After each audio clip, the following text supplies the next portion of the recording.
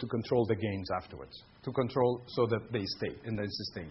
And then last but not least, it's a great development opportunity for the Green Belt project leaders. So they have a lot of chances to demonstrate teamwork, initiative, and so other important competencies, and especially project leadership. And you will see that afterwards with Khalid's presentation. So that's it for the process. Not going to bother you with much more because there is much, much more, as I said. Let's just, we just wanted to give you a few examples that hopefully for the HR practitioners, the HR leaders, would be hopefully meaningful and be ready to answer any question you might have. First project is the one that Khalid is going to present you with. We called it Upgrading the Technical Competencies Along the HR Career Path. Now, the opportunity here is the way we were using our current competency framework.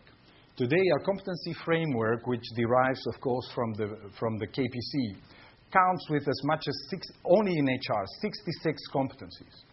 Now, as Khalid will present you in a way in a little while, they are not used consistently according to best practices. So the opportunity was really here to upgrade it and then set up a competency framework that would be solid enough, first of all, for HR, and then it would hopefully help afterwards when we help other departments to developing their career paths, would be a solid foundation, and we would have learned from the process in order to be able to do it for the other departments. So without further ado, I will give the floor to Khalid, who will give you a little bit more insight on this project, and then I will present you other results.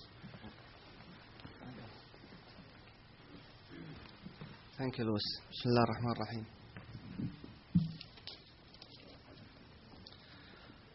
I would like to welcome all of you and thank you for having me in this forum to share with you some of the experience we gain in the BIC. We start too many things in here.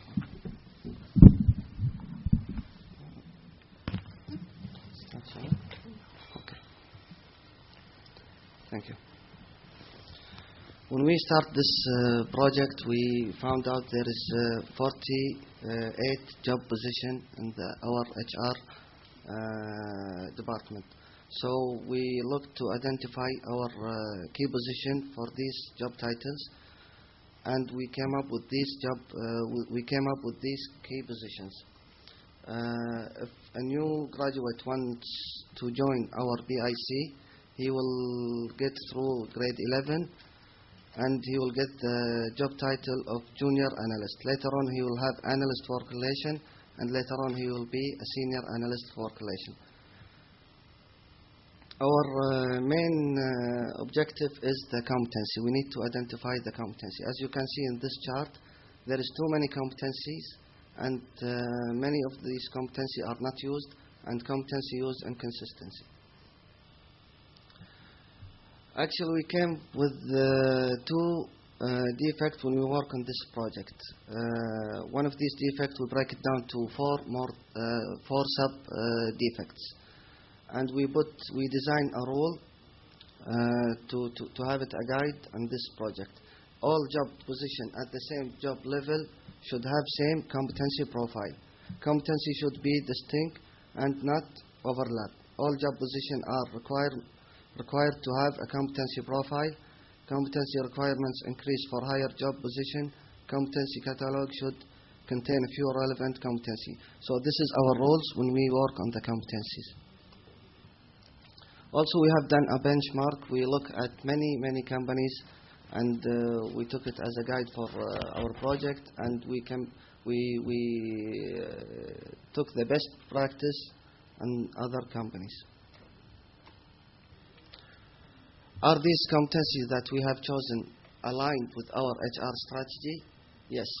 Our HR strategy is to become a strategic business partner. So these four competencies are aligned with our HR strategy. Also, is the old competency are addressed in the new competency? Yes, it is. These are many competencies that we have, and the four competencies are addressed in the new competencies. The 4 competencies that we have chosen based on the benchmark studies is, one is HR consulting skills, and this is the definition. The second one was HR relationship management. Third one, HR technical skills. Fourth one, HR project management. This is we took one of the competencies with the level. As you can see, there is many levels for each competencies, and this is one example of the HR consulting skills. Actually, we took this project as a guide to use it for other departments. And our next department that we will leverage out our project to another department is the finance department. We need to set up a date, and we will go through all the stages to finalize the finance, and later on it will be general service and all other departments. Louis, back to you. Thank you. Thank you, Khalid. Okay, so that in a brief overview, Khalid has shown you the work we have done till now. Again, the advantage is we didn't want to go directly to our clients without first trying it sort of a guinea pig for HR. And I think that was the advantage. Now we have built that capability. We feel more confident now to go to our clients with understanding what the steps are and what is it needed for achieving the objective. Now, another example we wanted to bring you is a project that Mr. Mohammed Subey did on improving training alignment. The opportunity here was that there were about 40%, as we measured, of the training programs were chosen on the spot without linking with the employee competency gaps or their training plans. And here you can see the situation before. These were actually the percentages of the number of trainings that were not selected according to employees' personal development plan. And then after we implemented those changes, we managed to have this non-alignment of training taken to roughly 2% only of the courses. And I'm sorry, I'm not sure if you can see the graph very well. But there is really a substantial decrease on the misalignment of the training courses taken. So here we achieved a 98%, let's say, defect reduction on this issue. Next one is reducing training absenteeism.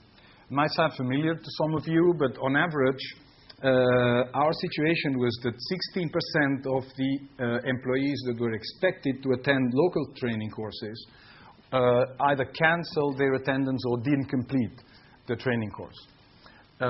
Okay, so there were a number of actions that were taken and a number of improvement actions that were taken. For instance, one that, and I think Anwar is here today, who was the project leader for this project.